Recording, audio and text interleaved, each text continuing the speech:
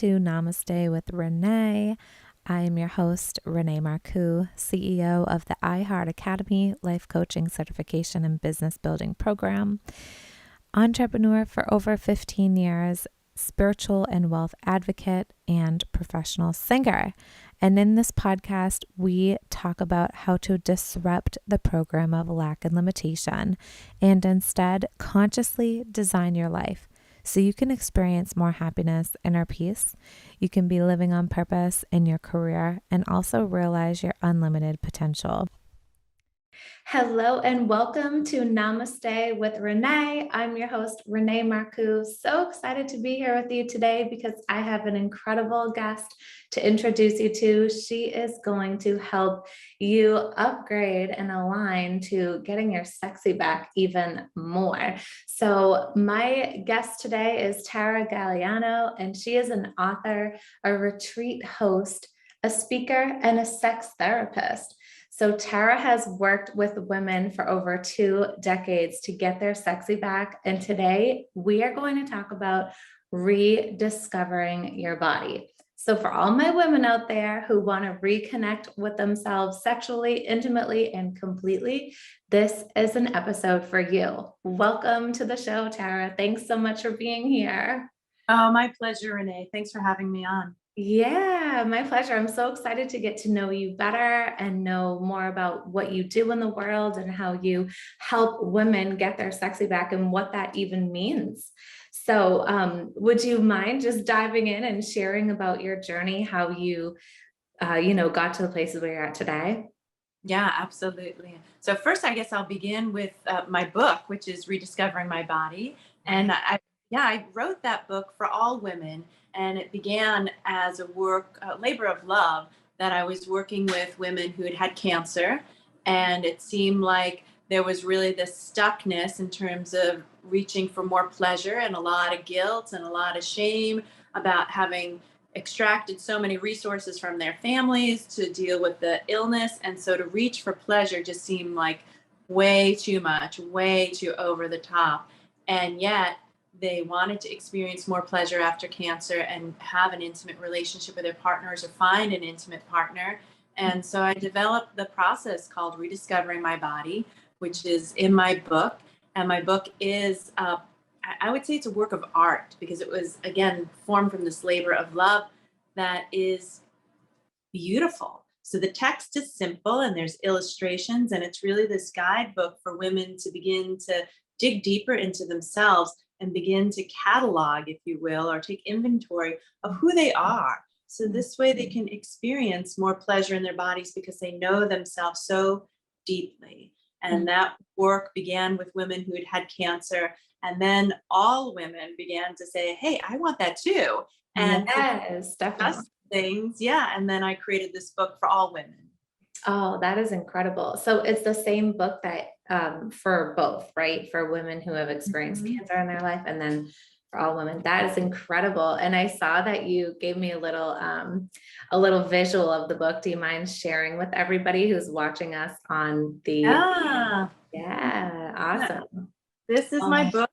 Yeah. Rediscovering My Body. And I'll just open it up briefly so you can see there was a lot of care for the illustrations and for the text. There's lots of room for people to engage with the book, to journal and write. oh my And really, goodness. this beautiful invitation, my illustrator created these little hearts there. And I just love how thoughtful it is because I want women to have something beautiful that they can invest their time and their energy into and pour themselves into and really understand that this is their treasure and gift to themselves Yeah. to understand themselves more completely. What I find is that there's trauma in the body, there's guilt, there's shame. And so this book helps women dive a little bit deeper into those topics so they can, begin to understand the blockages that have existed for more pleasure for them. Yes, that's amazing.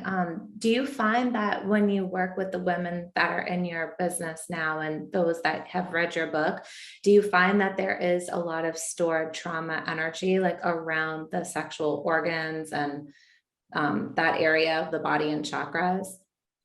I do. I mean, and it's not exclusively the second chakra. I find that it's in many there's many blockages. There's in the eyes, in the heart, in the throat. I mean, the throat is a really interesting one because it is about expression, and that is often a huge blockage.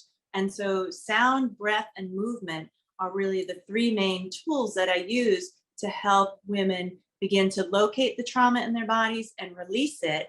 And sound, breath, and movement are the same three that I invite them to use to reach for more pleasure. Oh, that's amazing. So those are really your pillars to go Mhm. that you base it off of. Wow, I love that. And in your book, do you share the like sounds to start? Is it like a humming type sound, or is it like putting on music type sound? What does that look Mhm. like? Yes. So in my book, I'm talking more about the ambiance. I'm not actually talking about the practices and techniques because my book is more for a general population. When Okay. women want to work with me and they want to dive a little bit deeper, then we can go into those specific practices. So what I invite women to do is to begin to consider the senses. And so sound is one of the personal ones that I feel like is the expression that needs to emerge from a woman's throat. Mm. And with that sound, and it's not always the humming sound, but it is really the organic sound that comes out when they really feel into their root, when they really feel in depths into their vulva, into their vagina, into the pelvic floor, into their womb space, Mm. and the sound that organically emerges. So before that we can apply techniques and begin another learning process, there needs to be the discovery of what is there. And so that's really what my book is about. It's really this discovery process of what already exists there. Because Mm. oftentimes we don't know. What I find is, especially around sex, there's this performative paradigm, and we're so focused on pleasing our partners that we don't even know our own pleasure. And I say that we groom that way as women, as young girls. My mentor would say, she tells a story about 9-year-old girls at this party, and the 9-year-old boys are kicking back and telling jokes and hanging out, and the girls are being super helpful, like, is there anything I can do? And as a host to the party, my mentor is like, just go play, right? You're 9. Yes. But we can see where the social structures begin to get set up, where we get accolades or value for doing for others, and then we forget our sense of self. So the opportunity of Rediscover My Body is to come back to ourself so we can become self-referential and know what's true for us. Yes, that is so beautiful. And I applaud you for doing work like this because I know a topic as far as sex goes can be really private and secret and sacred. And people have all of these different opinions around sex and what it means for them, you know. And you're actually the first sex therapist I've ever had on the show. So I was so delighted to welcome you here and share your wisdom with us and all the listeners. And when it comes to sex, you know, I know that people have their own definition and things. And I think a lot of it, if it's not talked about in that healthy way, a lot of it does become part of that servitude energy. You know, when you're in a relationship with somebody, and like you were saying, like the 9-year-old girls at the party are already like, oh, what can I do? What can I do? And then in the meantime, they don't even realize this, but they're programming themselves to put themselves second or the men first and all those things. And I just love that your work helps people, helps women rediscover like, hey, what is it that I really want? Do you happen to find yourself like really working with women in different age ranges? Do you find that maybe, you know, an older generation versus younger generation is going to be a little bit different in the language? I'd say certainly with the language, but the issues are surprisingly similar, and that we haven't changed that much over generations, at least for the people who are coming to see me as clients in sex Yeah. therapy, right? There's still a lot of the similarities. What I find is that there's a lot of shame that we carry in our bodies, Mm. and that is an overlay of religion, of patriarchy, of the lack of sex education in our culture. I see a lot of people get education from pornography, which is only one lens or one view. And so there's a paucity of information that's not provided. And so it is my strongest desire is to be able to provide healthy, positive sex education that's comprehensive. So this way we can know what's true and also feel into um, that this is our birthright, because we all came here, right, from an act of sex. We all are a product of that. And so there is some normalization that it is something that we feel sexual. We are sexual beings, and there's nothing wrong with that. There's no shame in that. So it is my sense to begin to normalize it. So really beginning to have the conversations. And when we have words around our experiences, it deepens it in our body. So when we use words like down there or private parts, so those aren't really explicit terms. And I invite women to have more connection to themselves and use terms that hold meaning for them. And I don't dictate that. I really listen to what emerges, and that's a really powerful process. So when we build a vocabulary to speak about what brings us pleasure, then we can create and cultivate a common language with our lovers. And then we have more fluency. And then we can really begin to discover and share what it is that we desire. And that's what I hope more of. Yeah, I want all women to have that experience. Yes. Oh my goodness. That sounds absolutely amazing. And it certainly was something that, like, my experience with sex and everything growing up and the way it was, presented from teachers back in sex ed school, and like being in a classroom with a bunch of people who are like petrified to hear this information and just awkward. It really does start to put that stamp on it, like, as the young adults, that we are, and then experiencing things with partners and with self. And then you're kind of just like, why this feels weird. And I love that you brought up even religion as well. Like, religion plays a big role with people too, whether they believe that waiting for marriage to experience any type of sexual pleasure is their belief, or if it's, people are inside of a religion and they feel like guilty or shameful for going outside of the norm or the expectation in religion. So I think that you are on to something really powerful and important here. And it's definitely a movement that is needed. So thank you for doing that work for sure. Yeah, you're welcome. And I'm always surprised that here we are in 2022 and we're still having these conversations. And Yeah. wow, I'm so honored to be a part of it. And I'm ready for, kind of things to really begin to shift, because Yeah. we deserve so much more. Yes, absolutely.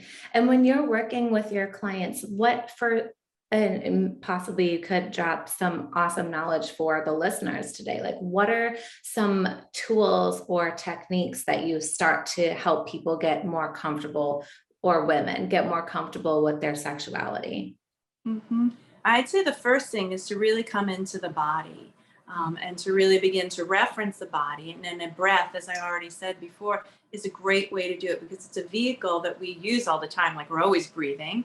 Yeah. And to bring more awareness and focus to the breath helps become more conscious of what's happening in the body.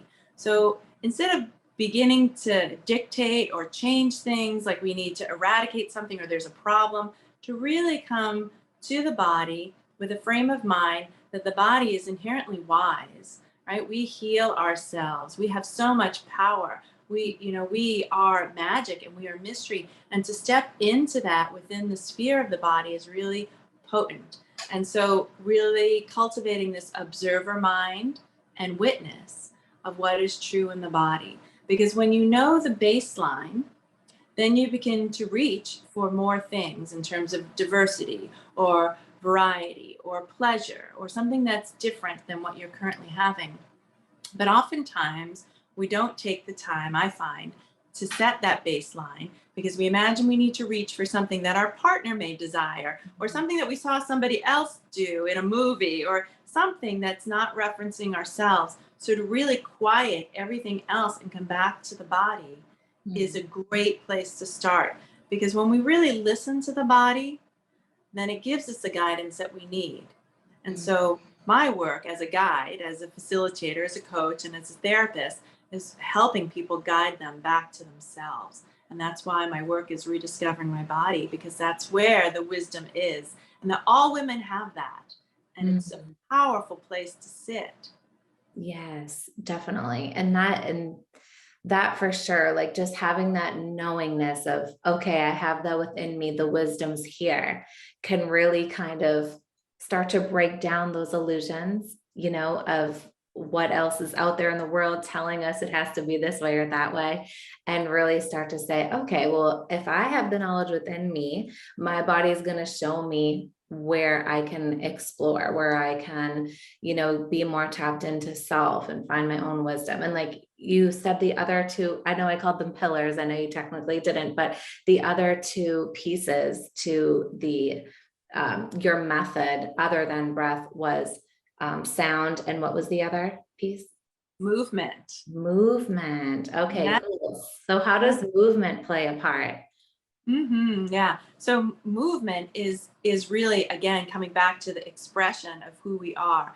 Oftentimes, especially with therapy, it's like it's very cerebral, and people come in and they're thinking things, and the activation of the neocortex is powerful, and we get to engage powerful things and powerful concepts, and we live in this Cartesian world where it's I think, therefore I am, and it's not true, really. It's being in the body is so much more powerful, and we learn things through the body through templating that we wouldn't learn otherwise. I mean, if you think about a baby coming into this world, they don't download the instructions of how to walk, they engage in it and they try, and it's through the movement. And there's so many things that we learn, and we need to have the movement accompany the experience or the knowledge. And so that helps with the integration process, because if we just think things, they don't really just happen. They need to be activated, and they needed to be moved through the body, whether that is for activating a business plan, right? Or executing a business plan, or it is for more pleasure. Like you need to activate it. It's not, okay, I thought I had this right. You may have. And when we move into things, it can get messy. And so really giving yourself permission to be awkward and to say things that you're not really sure of and you don't really feel confident. And that's part of reaching for more pleasure, is to not know. Because when we always know, then we're not willing to explore. So that's where the movement comes in. Wow, I love that. That's amazing. Yeah, it's so true. Bringing things into the body like really brings it into the world, right? Because we have our world, we have the outer world. And yes, like we're thinking 60,000 thoughts a day. Like it's not everything that we think is realizing in the outside, right? So I think that is really important to even bring in for people outside of the sexuality conversation as well, where it's like, bring your, like you said, your business plan into your body, bring your next move into your body. And, when we get to do that, we are creating that reality by the actions that we're taking. Mm-hmm. Yeah, it's powerful stuff. I also noticed too, when I was learning about you and your service for the world, there was something that was called a trauma releasing exercise. And I believe you abbreviated it as TRE. Mm-hmm. Would you share one of your exercises or a tip for anybody who may feel that they have that trauma in their body, preventing them from moving forward? Yes, absolutely. So trauma releasing exercises were actually developed by Dr. David Berceli. And he was a Catholic missionary and traveled the world with Mother Teresa, and he was a driver. So really high aspirations of service. And what he would see in war-torn countries or in places where there were natural disasters is that people would shake.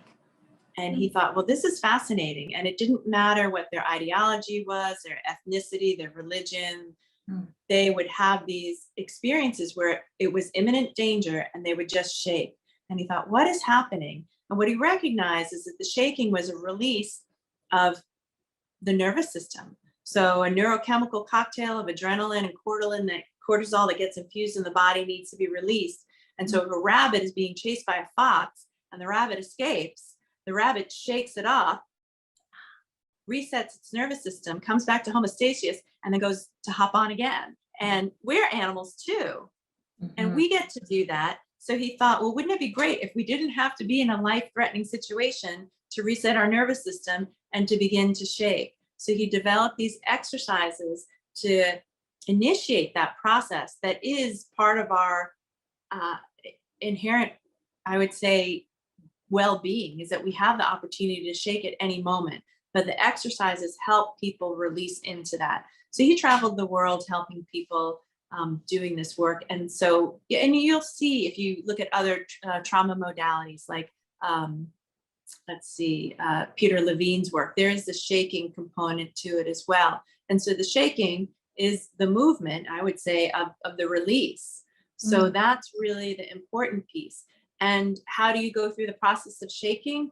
Well, he talks about releasing the, I would say, the voluntary muscles and engaging the involuntary muscles. So this way the shaking can happen. So it's a little bit different from muscular shaking, but it's a shaking that goes not because of your will, you're willing it to shake, but because there's a release in the body.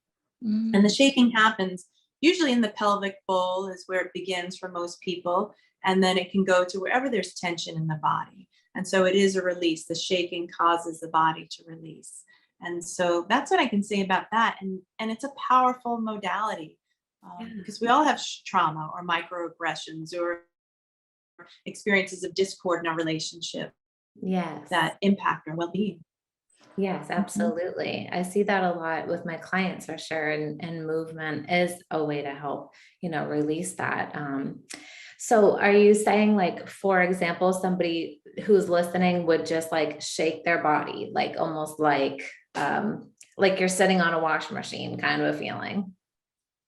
It might feel like that. It probably is not going to be so intense. It's more of a subtle movement, but I would recommend, if you're interested in the trauma releasing exercises, to check out Dr. David Berceli's app. It's called Stress Less TRE. And then he gives you the series of exercises on that app.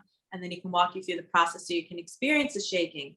If you are concerned about flooding or like an emotional overload, then I would do it with a practitioner. But I would say by and large, for most people, they can manage it themselves. And that's why I began to teach these, because it is self-regulating and self-regulated. You don't need to have a therapist with you all the time to help you with this process. And I think that's really important because we need many tools in our toolbox, and we need tools that we can use when we need them, and we don't need to go or have it mediated through a therapist or through a coach. I mean, those are good places to get skills, and then we need to be able to utilize them when we need them. Absolutely. I totally stand behind that. I say that all the time with my clients. I said, we're together usually 1 to 2 hours a week. Like, you have many, many hours outside of our sessions. You've got to take what you're gaining here in this container and take it with you and do it outside of our sessions. And that's exactly it. So that's interesting for anybody who's tuning in who wants to learn the TRE exercises, to go to that app so you can start implementing those into your day. And I also love that you said, if you feel that you need the support, like for all the listeners out there, if you feel like you need the support going through the process because it could be heavy, it could be uncomfortable, then would you suggest for them to go to speak with a sex therapist? Yes. Yeah, a sex therapist or somebody who's trained in this modality. I think that it's important to get the support that we need. I know that we're not meant to do this life alone, and that it's really important to have somebody with skills and resources that can support us in our processes. Amazing. I'm with you on that for sure. And just a few more questions, because I am really curious about this topic with you and everything you've been sharing. When it comes to the work that you have done with women who are in relationship already, are they seeing, like an increase in the romance or in the sexual partnership or anything like that, like after working on themselves and rediscovering your body and your method? Yes, yes. So my book came out of the experiential work that I was doing. I was teaching these classes at the local hospital in Boulder, and this class was specifically for women who'd had cancer, and they were seeing tremendous results. And because of those results, I wrote the book, and because of the book, I started hosting retreats and teaching classes. And so what I find is that, yes, when women get more in touch with themselves, with their own body, then they absolutely want to connect with others in a meaningful way. And they know how, because they know what's true for them. They're more confident and comfortable speaking their turn-ons and speaking what's pleasurable for them. And also they have a working vocabulary to claim that pleasure. Prior to Rediscover My Body, a lot of women don't have a vocabulary to speak about what turns them on. Right. Yes, absolutely. And what are some of the turn-ons like that your clients will come to you? What's like some of the most common turn-ons for people? Hmm. Well, I mean, and I'll say that in heterosexual couples, one thing that I see, and this is, goodness, by and large, is that most women want things to, when they're ready for intercourse, there's like this 24-hour window. And so Dr. Luann Brizendine, who wrote the book, The Female Brain, talks about this in her book, is that this window of opportunity is great for soothing and smoothing. And so it's a wonderful opportunity to rub your woman's foot and really massage her and let her know that you're interested in approaching her, because it is that emotional component, it's that energetic component, it's the sensual experience that is the preface to any other sexual activity before you get to the erogenous zones, before you get to the vulva. And that's by and large what I see is true with most heterosexual couples. The women aren't always the same, and that's somewhat a gross generalization, but in my practice I see that women desire that. They want the emotional connection, and then they can release into the physical connection. And men are wired differently. They want to have the physical connection, and then they will have the emotional connection. Mm-hmm. And I mean, it's fascinating. And I do talk about the negative and positive polarities in the body, and that for a man, it's their heart space is a negative polarity, and that it's a very vulnerable space. I mean, you can see this in the physiology of men too. Men walk with their pelvis forward, right? So they're more inclined to reach towards the world in that way, and it's a much more comfortable space. And they're easier to give their penis or lingam to a person than their heart, because it's a vulnerable area. Mm-hmm. And for women, it's the inverse. And so they're much more inclined to be protective of their vulva and wanting to keep that private. But the heart space, they oftentimes walk around in their heart space and connect with other women, other people, and imagine that that's how other people relate. And it's not true. Right. So in heterosexual couples, we have to figure out how to navigate that energy. I mean, in homosexual couples, we need to figure out that as well, but it's different. For sure. Yeah. Thank you so much for that insight. I know that so many light bulbs are going off in the listeners' minds right now. And it's really true. Like, of course, I have a lot of female friends and amazing people that I've met throughout my entire journey here. And we talk about that sometimes too, that like, we love to have, our feet touched, or like, actually didn't realize it could be a 24-hour like you had mentioned, method or process, which is amazing. But for sure, like it just helps you just kind of be in more of the receiving mode, and like, oh, we're connecting here. Like this feels soft, this feels light. I can detach from other things and expectations in my workplace, for example, and it really helps you come into the body. Yes. Yeah, because it's important to shut the amygdala off, because when the amygdala, the part of the brain, the reptilian part of the brain, is activated, it's like, okay, where are the kids? What are we going to eat for dinner? What about the grocery list? And it's like, okay. And so then we're activating the sympathetic nervous system, and we really want to be more in the parasympathetic nervous system, which is the receptive mode. And so we can do that when we're more aware of what's going on with our body, and that we're like, oh, okay, I need to actually take a bath, or I actually need to have a massage. And then, I can feel the turn on, but I need to relax first. Yes. Oh, that is just absolute gold that you said that. And thank you so much for sharing that.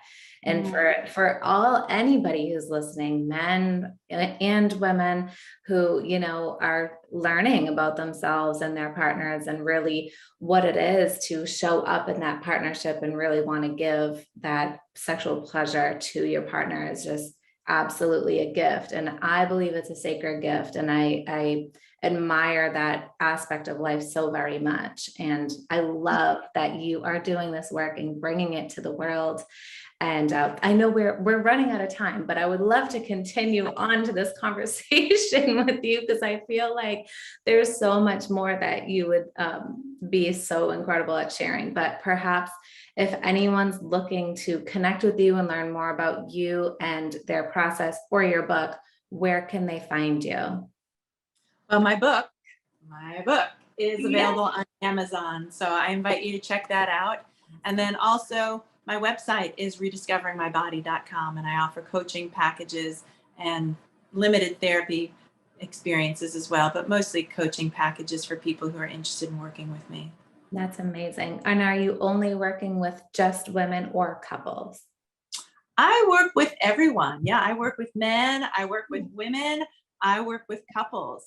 I see primarily women in my Rediscovering My Body program, but I work with a lot of men. I've been doing this work for over 2 decades, and I see everybody of all orientations, of all walks of life. And I love that because it keeps the business rich and me interested for sure. Yes. Oh, that is incredible. I would love to have you back and dive deeper on some juicy, more juicy topics and conversation. So thank you. But for now, everybody, make sure you check out Tara's website and check out her book if you're feeling called and inspired to learn more about rediscovering your body, and really lean into pleasure, because when we lean into pleasure, we also are opening up the waves of more pleasure around us in our careers, in our other relationships, in our relationships with children, in our home, our pets, whatever, right? It's like this beautiful flow that we just get to dive into and allow into our life. So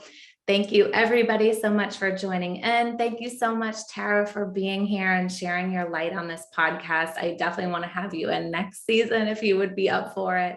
And be sure to check out Tara's website. Thank you so much for being here. Namaste. Namaste. Such a pleasure. Thank you, Tara. See you everybody in the next episode.